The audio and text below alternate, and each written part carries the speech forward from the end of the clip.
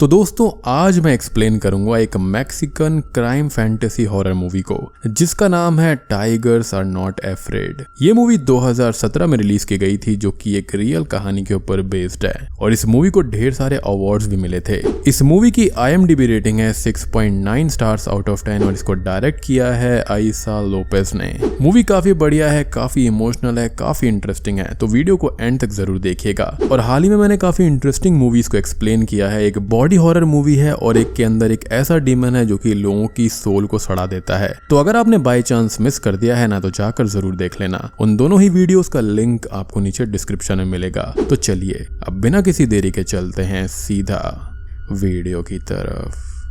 Movie की starting में हमको कुछ डेटा दिखाया जाता है जो कि ड्रग वॉर 2006 में हुई डेथ और किलिंग्स का होता है। हम देख पाते हैं कि मैक्सिको में हुए इसी क्रिमिनल एक्टिविटी में करीब 1,60,000 लोगों की मौत हो गई थी और 53,000 लोग मैक्सिको में ही कहीं गायब हो गए, जहां पर कई शहर तो भूतहा खंडर में भी बदल गए थे। और ये एक सच्ची घटना पर आधारित एक इंटरेस्टिंग और इमोशनल कहानी है जिसे जानने के बाद में इंटरेस्ट काफी ज्यादा बढ़ जाता है। खैर मूवी का जो सबसे पहला सीन होता है वहां पर हम बहुत सारे स्टूडेंट्स और उनके टीचर को देखते हैं। टीचर बच्चों को कुछ टॉपिक्स पर ऐसे लिखने को कहती है। मूवी के अंदर अब दिखाया जाता है एक लड़की को जिसका नाम एस्ट्रेला होता है और वो टाइगर पर ऐसे लिख रही होती है जैसे टाइगर्स आर नॉट अफ्रेड, यानी कि टाइगर्स किसी से नहीं डरते, वो अंधेरे में भी देख सकते हैं वगैरह वगैरह। लेकिन इसी बीच स्कूल के ऊपर फायरिंग शुरू हो जाती है और सभी बच्चे डरकर जमीन पर लेट जाते हैं। एस्ट्रेला भी डरकर एक बेंच के नीचे ही लेटी थी कि तभी उसकी टीचर उसे 3 चॉक्स देती हैं और कहती हैं कि ये 3 चॉक उसके लिए 3 विशेष जैसा काम करेंगी। एस्ट्रेला को उस समय टीचर की बात समझ में नहीं आती, लेकिन फिर भी वो उन चॉक्स को अपने हाथ में दबा लेती है। कुछ ही देर के बाद में जब बाहर से गोलियों की आवाजें आना बंद हो जाती हैं तब सेफली सभी बच्चे बाहर आते हैं और स्कूल को बंद कर दिया जाता है। इसी बीच हम एक और कैरेक्टर को देखते हैं जिसका नाम शाइन होता है। शाइन ने अब काको नाम के हेंचमैन से एक गन और एक आईफोन चुरा लिया था और शाइन पीछे से उस पर गन भी पॉइंट कर देता है, लेकिन उसके अंदर इतनी हिम्मत नहीं होती कि वो उस पर गोली चला पाए। शाइन डरा हुआ था और वो वापस हट जाता है और वहां से भाग जाता है। अब शाइन जिस शख्स को मारने की सोच रहा था वो था काको। काको शीनो के लिए काम करता था और शीनो मैक्सिको का एक पॉलिटिकल लीडर था। काको यहाँ पर हर तरह के क्राइम को अंजाम दिया करता था जैसे कि kidnapping, murder, drug dealing etcetera. इसके बाद में सीन शिफ्ट हो जाता है और वापस एस्ट्रेला की तरफ जाता है जहाँ पर हम देखते हैं कि वो स्कूल से घर लौट रही होती है और वो अभी भी काफी डरी हुई थी। तभी उसे हाईवे पर एक डेड बॉडी दिखाई देती है और डेड बॉडी कपड़े से कवर होने की वजह से उसका चेहरा एस्ट्रेला को नहीं दिखता। वो घर लौट आती है लेकिन उसके साथ साथ उस डेड बॉडी से निकलता हुआ खून भी उसका पीछा करने लगता है। एस्ट्रेला घर पहुंचती है और अपनी माँ को आवाज देने लगती है लेकिन उसकी माँ कहीं पर भी नहीं होती। उसकी माँ को शीनो की मैक्सिको ट्रैफिकिंग ग्रुप ने किडनैप कर लिया था। एस्ट्रेला अपनी माँ का इंतजार कर ही रही थी और इंतजार करते करते रात हो जाती है। अब तभी वो उन 3 चौक में से एक चौक को होल्ड करते हुए विश मांगती है कि उसकी माँ वापस आ जाए। तभी उसे उसके घर में उसकी माँ के होने का एहसास होता है और अपने पीछे से एक विस्पर सुनाई देती है, यानी कि एक हल्की सी आवाज। इससे एस्ट्रेला बहुत डर जाती है और घर के बाहर आ जाती है और डर के मारे वो सारी रात घर के बाहर ही बैठी रहती है। अब अगली सुबह जब वो घर में दोबारा रिटर्न होती है तो ये देखती है कि शाइन उसके घर में चोरी कर रहा था। एस्ट्रेला उसको पकड़ने जाती है लेकिन शाइन उसको कहता है कि तुम्हारी माँ को शीनो के क्रिमिनल ग्रुप ने किडनैप कर लिया है। इस चीज पर एस्ट्रेला बिल्कुल भी भरोसा नहीं करती और कहती है कि कल रात को ही उसने अपनी माँ की आवाज सुनी थी। शाइन के वहां से जाने के बाद अकेली एस्ट्रेला को उसके घर में ढेर सारी हॉन्टेड विजन्स और वाइब्स महसूस होने लगती हैं। इसी वजह से वो भी घर से बाहर भाग जाती है।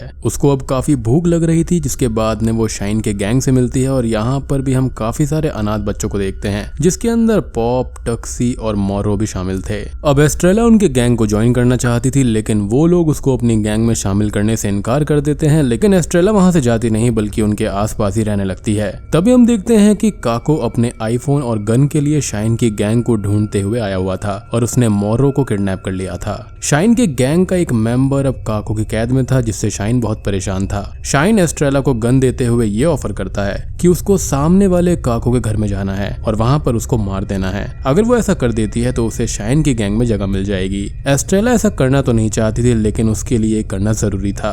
वो डरते हुए और छिपते हुए काको के घर में एंटर करती है और फिर वो काको के रूम में भी दाखिल होती है जहाँ पर टेलीविजन पर एक न्यूज चल रही होती है। तभी एस्ट्रेला एस्ट्रेला उन चॉक्स में से दूसरी चॉक को होल्ड करती है और ये विश मांगती है कि काको मारा जाए, और उससे होगा ये कि एस्ट्रेला को काको को मारना नहीं पड़ेगा। लेकिन तभी हम ये देखते हैं कि काको तो वहाँ पर पहले से ही मरा हुआ था। एस्ट्रेला ये देखकर बेहद खुश हो जाती है और वहाँ पर कैद और भी अनाथ बच्चों को छुड़ा लेती है। वो शाइन के पास में पहुंचती है और शाइन उससे पूछता है कि उसने काको को कैसे मारा, तो एस्ट्रेला जवाब देती है कि उसने सिर्फ विश किया और काको मर गया। उसी नाइट एस्ट्रेला को विजन्स दिखाई देते हैं जहाँ पर उसकी माँ की आवाज उसको आ रही थी। उसकी माँ उसको कह रही थी कि काको का मर्डरर तुमको ढूंढता हुआ जरूर आएगा, तुम्हें उससे बचना होगा और उसे मेरे पास लाना होगा। एस्ट्रेला को अपनी माँ की सिर्फ आवाज सुनाई दे रही थी और उसे हॉन्टेड वाइब्स भी महसूस होती हैं। खैर अगले दिन शाइन की गैंग एक ग्रुप से मिलती है जहाँ पर आपसी बातचीत में जिक्र होता है काको की मौत का, जहाँ पर शाइन बताता है कि एस्ट्रेला ने उसको मार दिया। इस पर वो ग्रुप शाइन और उसकी गैंग को अलर्ट करते हुए ये कहता है कि उसका भाई उनका पीछा करते हुए उन तक जरूर आएगा। शाइन और उसकी गैंग अब एक अबैंडन्ड से हाउस में शिफ्ट हो जाते हैं क्योंकि काको के भाई को शाइन के गैंग की लोकेशन की जानकारी मिल गई थी। वहां पहुंचकर शाइन थोड़ी देर के लिए गायब हो जाता है और एस्ट्रेला की नजर कोने में बैठे हुए उदास शाइन पर पड़ जाती है और वो पास जाकर शाइन से उसकी उदासी का रीजन पूछती है। शाइन बोलता है कि उसे इस बात का अफसोस है कि उसने काको को नहीं मारा, ये वही शख्स है जिसकी वजह से वो अनाथ हुआ है। तभी शाइन के हाथ में रखे काको के फोन पर काको के भाई टियो का कॉल आता है, जिसके अंदर टियो शाइन और उसकी गैंग को वार्न करता है कि वो लोग फोन को लौटा दे, नहीं तो टियो उनको मार देगा। शाइन उसका फोन काट देता है और एस्ट्रेला शाइन से फोन ना देने की वजह पूछती है, तो शाइन बताता है कि असल में इस फोन में उसकी माँ का एक लौता फोटोग्राफ है जो कि उन क्रिमिनल्स ने किडनैप करने से पहले खींचा था और इसी वजह से उसने फोन को चुराया था और वो उनको नहीं देना चाहता।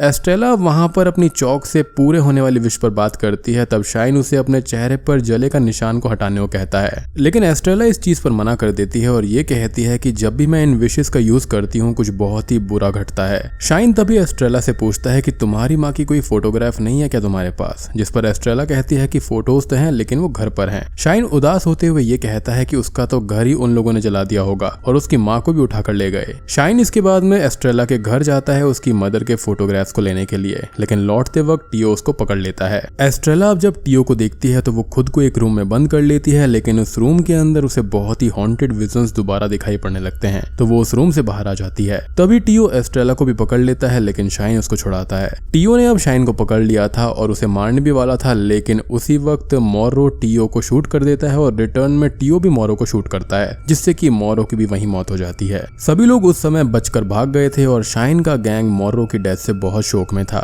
इसी बीच शाइन एस्ट्रेला को काको के फोन का एक वीडियो दिखाता है जिसके अंदर शीनो एक औरत का मर्डर कर रहा था और इसी फुटेज की हेल्प से काको शीनो को ब्लैकमेल किया करता था और इसी वजह से काको के भाई टियो को उसका फोन चाहिए था। यानी कि इस फोन के अंदर शाइन की माँ का फोटो भी है और वो मर्डर वाली वीडियो भी है। एस्ट्रेला शाइन से शीनो को कॉल करने को कहती है। एस्ट्रेला शीनो से ये डील करती है कि वो उसको फोन तो दे देंगे लेकिन बदले में उसको गुआस्कैस गैंग को खत्म करना होगा, वही गैंग जिन्होंने इन अनाथ बच्चों के पेरेंट्स को किडनैप किया था और वो ह्यूमन ट्रैफिकिंग वाले जो थे। शीनो इस चीज के लिए अग्री हो जाता है और कल शाम 7 बजे एक लोकेशन पर मिलने के लिए उनको बुलाता है जहां पर वो उन गैंग्स को खत्म कर देगा और वहां शाइन के गैंग को उसे फोन रिटर्न करना होगा। शीनो कहता है कि अगर तुम लोग वहां पर नहीं आए तो मैं तुम लोगों को भी ठीक उसी तरह मारूंगा जैसे कि मैंने काको को मारा था, क्योंकि वो फोन नहीं दे रहा था। और ये बात सुनते ही शाइन की गैंग को ये पता चल जाता है कि काको को एस्ट्रेला ने नहीं बल्कि शीनो ने मारा था, तो वो लोग उसे लायर बोलकर उसे अकेला छोड़ देते हैं। जब एस्ट्रेला अब अकेली होती है तो उसको कई सारे मरे हुए लोग एक साथ दिखाई देते हैं जो कि ऑब्वियसली उनके गोस्ट होंगे और ये उन्हीं लोगों के भूत थे जिनकी मौत की जिम्मेदार वही गैंग थी।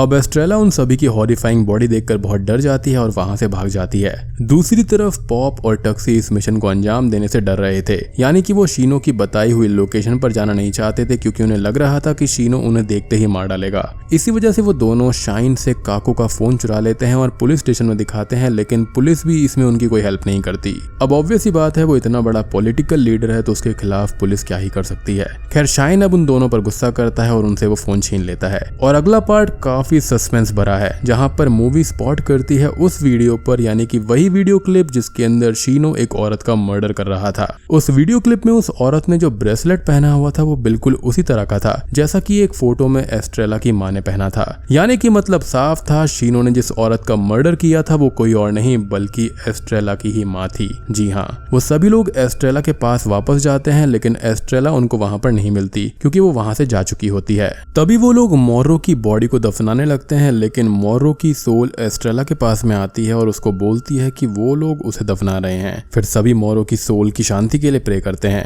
एस्ट्रेला उन सभी को शीनो के पास चलने के लिए कहती है, नहीं तो शीनो सबको मार देगा। रास्ते में शाइन एस्ट्रेला को उसकी माँ के मर्डर के बारे में बताता है, जिससे एस्ट्रेला थोड़ी इमोशनल हो जाती है। वो शाइन से कहती है कि अगर वो शीनो को अपनी बची हुई एक विश के जरिए मार दे तो। इस पर शाइन कहता है कि ये विश वगैरह से कुछ नहीं होता, और ऐसा इसलिए था क्योंकि काको उसकी विश से नहीं बल्कि वो पहले ही मर गया था, तो उस पर कोई यकीन नहीं कर रहा था।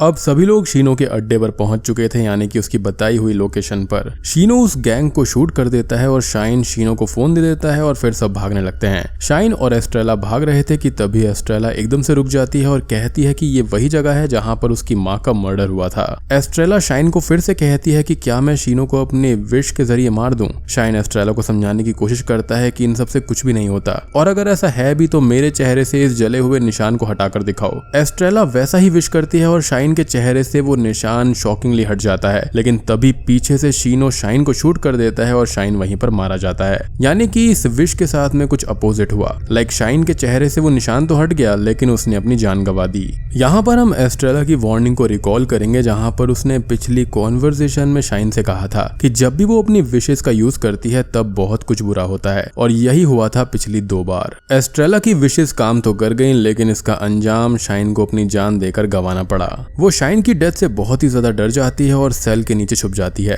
तभी मोरो का टाइगर उसे इंडिकेट करता हुआ एक स्टोरेज रूम में चला जाता है, जहाँ पर एस्ट्रेला को बहुत सी सोल्स दिखाई देती हैं, जिसके अंदर उसकी माँ भी थी। ये सब सोल्स उन्हीं किडनैप्ड लोगों की थी जो कि मैक्सिको ड्रग डीलिंग के हादसे में किडनैप होकर मारे गए थे। एस्ट्रेला अब अपनी माँ को देखकर बहुत रोती है, और उसी वक्त एस्ट्रेला फोन का झांसा देखकर शीनो को उसी स्टोरेज रूम में बुलाती है और खुद स्मार्टली बाहर निकलकर बाहर से दरवाजे को बंद कर देती है, और स्टोरेज रूम के अंदर वो जो भूत होते हैं वो शीनो को मारने लगते हैं। एस्ट्रेला बाहर आने के बाद में शाइन की आत्मा से मिलती है, जो कि उसको गुड बाय कहता है। साथ ही साथ शाइन की आत्मा बाहर से उस स्टोरेज रूम को आग लगा देती है, ठीक उसी तरह से जैसे शीनो ने उसके घर को जलाया था। शीनो को उसके किए की सजा मिल जाती है, और वो भी बहुत ही दर्दनाक तरीके से।